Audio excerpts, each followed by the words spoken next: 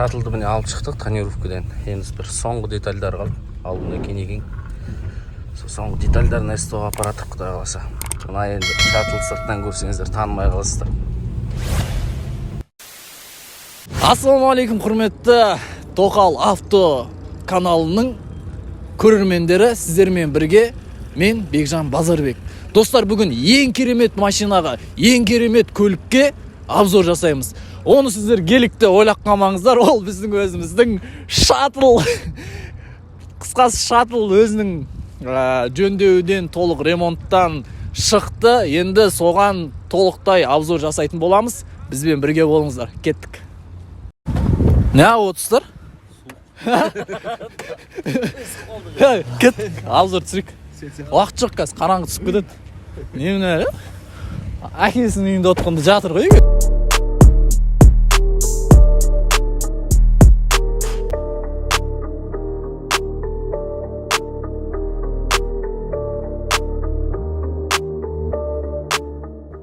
Мінекей, мына кісі біздің авто экспертіміз. Бұл кісі өте мықты маман. Атына зат сай Кенесары, сол үшін машинамен айналысып жүр деп шайдырсаң. Авто обзорымызды бастайық. Шатылдың дүниесі қалай болды? Ішкі сыртқы жағдайы қалай қазір? Бәрі зың қыздай болды десе де болады машинаны қазір. Бұл единственный Алматыда, жоқ Қазақстандағы деген де болады. Живой шатыл десе болады. Бәрін қарасаңыздар өліп жатыр енді. Қалған шатылдардың иелері ренжімеңіздер. Просто мына машина реально дайындалды. Енді нақты не жасалды, соған тоқталып өтейік. Нақты не жасалған кезде сырты толығымен боялды. Дөңгелектері боялды, дөңгелектері ауысты, зимнийға өткіздік. 4 новый покрышка тұр. Тағы не дейміз, мынау задний видтары, солар ауысты, ветровик қойдық. Люктің қалай аталатында білмейді екен, осыны қойып қойдым айтыр. Бұл негізі джиптарға қойды басынан. Вид үшін қойдым да, и мухобойка қойдық энерге.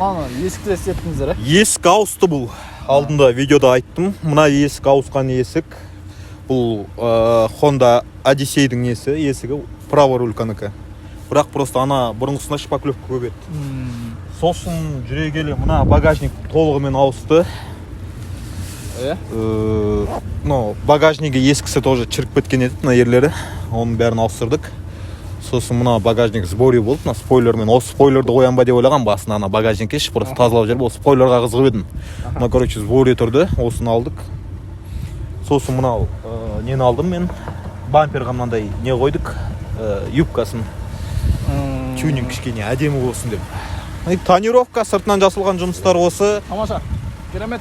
Кассаправный жұмыстары болды. Ол ар жақтары, шіріген жерлері. Ішкі ішіне кіріп сөйлесек те оны мен. Астаңдар қолтап. О, үшін деген ішке кіріп алды, құрметті достар. Мына сырт суық екен, сыртта әңгімені қысқа қайырды, іште ұзағынан созылайын деп жатыр енді. Сырттағылар бір ал жер дейсің. Алып отыр. Ала түсіре берем. Құрметті достар, Кенекең қазір ішкі жағдайым айтып шығады. Қалай болды? Салон толығымен тігілді, торпедаларын нелерін бәрін боядым. Сосын мынаны салдық. Бұның аты подстаканник деп аталады. Бұл негізі Honda Odyssey'лерде ғана болады. Мен шатылға салып қойдым. Бұл негізі наоборот тұру керек та. Не жаныш. Мен шатылға орнаттым. Ана кісіге былай айтқанда сыйлығымыз. Ыңғайлы болсын. Сосын салонный зеркало салдық. Рульді боядым. Рульға мынандай обшивка салдық. Төбесін істеттіңіз? Төбесі, ол жағы полный жасалған ана кісілер өзі мастерлар бар, Серік аға деген. Көріп тұрсаңыздар, салонның іші полный живой химчистка. Оны біз жасап тіктіріп болғаннан кейін тағы да бір химчистка жасаттық. Оның алдында химчистка жасаттық. Ол әйел адам енді кішкене ренжімесін, бірақ видеоны көріп жатса, бірақ түк те жасаған жоқ химияны ше. Көп жерлер кір-кір болып тұрды, көп жерлер ұнамады маған. Енді келесі ол кісіге жасамайтын болдым. Жақсы. Құрметті достар, сол кісіге реклама бұл деп ше. Қазір Нина деген ана не бар? Қаскенде Нина деген бір әйел бар, химчистка сол неде істейді. Не қылады? Қаскенде сол ана не жақта, бұрынғы гаидің қасында Нина деген бір әйел бар, солың несінде жағы химия жақсы жасайды, өте керемет. Скидканы да жасап береді. Құрметті достар, жалпы Honda Shuttle машинасы негізі отбасылы адамдарға өте ыңғайлы секілді, иә? Өйткені арттағы орындықтар көп бола шағалы болса, артта 3, 4, 5, 6. В общем, енді көңіл сыйса бәрі сияды дейді ғой. 10 адамды да сыйғыз жіберуге болады мына жаққа. Еще проставка салдық қой айтпақшы. Біз алды түсіп кеткен енді алдында сыртынан айтуға ұмытып кетіппіз. Жаңағыдай проставка салып алдын көтердік, артымен бірдей қылдық. Енді қанша жүк басам десеңіздер де өздеріңіз білесіздер. Тамаша.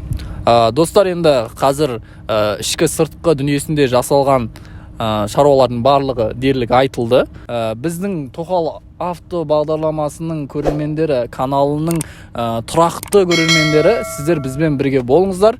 Біз бұдан да керемет машиналарды жасап шығарамыз. Мына қазір ғана басылған тонировка, жаңа ашқан. Мына бұрын ескісі көрінеді, старый. Ішінен бәрі көрініп тұр. Старый косяктар көрініп тұр. Мынау таза жасалған. Мен қолымнан шыққан. Сонда осының бәрі тегін ғой, 20 мың теңге. Короче, мынаны бартерге істеп жатырық десеңші. Онда әңгіме. Ал мен атым Дулатпа, Қаскелең қаласында Жаңғозина көшесі 8Б адресіндеміз. 7 арыс деген есада тонировка. Тоқал авто подписчиктеріне 20% скидкамыз бар. Келіңіздер, өкінбейсіздер. Енді достар, бұл көлік біздегі қазір сатылымға шығарылып тұр. Сатылу бағасын видеоның соңында айтатын боламыз. Енді сол алам деуші адамдарға машинаға бір осы көлікке толық обзор жасап шықсақ. Кенеге бірінші капотын астан бастасақ. Бір видео тұршы мен. Мына жерде аккумуляторды ғана білем мен. Дауыс осындай. Бұл 5 компрессор деп аталады. Геликтің моторы деп. Қайдан бана келіп кет қалды ма? Коробка май ауысты, сосын мотор капремонтына шыққан, обкатканың майын ауыстырдық.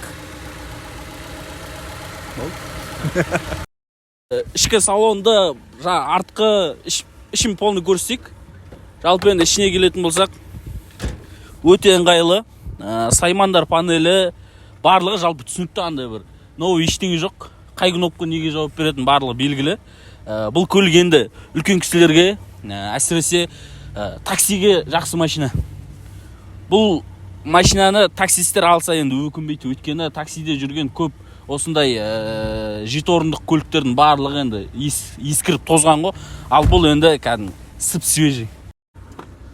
Артында бізде капитанский креслолар осындай. Жалпы енді неше адам? Артына 3 адам. 7 орындық қой. Қараңыздар. Мына бүйтіп отырған кезде мен сияқты толық адам отырса да спокойно отырады. И бұның іші бүйтіп жатады.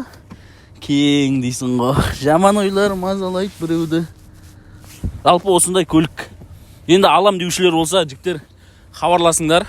Жалпы бұл көліктің бағасы дәл қазіргі 4 миллион 950 мың деп тұрмыз. Саудасы бар. Ол үшін хабарласыңдар, төменде нөмір қалдырамыз, және де телеграм канал қалдырамыз. Телеграм каналда осы көліктің толық фотолары, не жасалды, қалай болды, барлығы толығырақ болады. Осымен обзорымыз, видеомыз өз тәмам. Енді мына біздің негізгі жүруші сөз кезегін бере жіберсек. Не дейсіз? Нефтемі бере салады екен. Бата. Официально бермейді екен бұлар. Бата. Жақсы, енді бастап отқан жігіттер ғой деуші. Жақсы. Бата берейін отырмын, құдая. Достар, өшім, күн суық болса да, көңіліміз суымасын деуші. Жаңа жерді, әзіл ғой. Өшім, достар, енді барынша обзорды жасауға тырыстық. Басты кейіпкер легенда Кенекең. Мұна кісі енді бұйырса осы автоблогтың нағыз жүргізушісі осы. Продюсер. Айтсай бір. Жақсы достар, құрметті, осымен біздің обзорымыз аяқталды. Барынша қарапайым болды, ешқандай сценарий болған жоқ. Оператор жігіт, сізге де рахмет. Хабарласып тұрайық. Жақсы.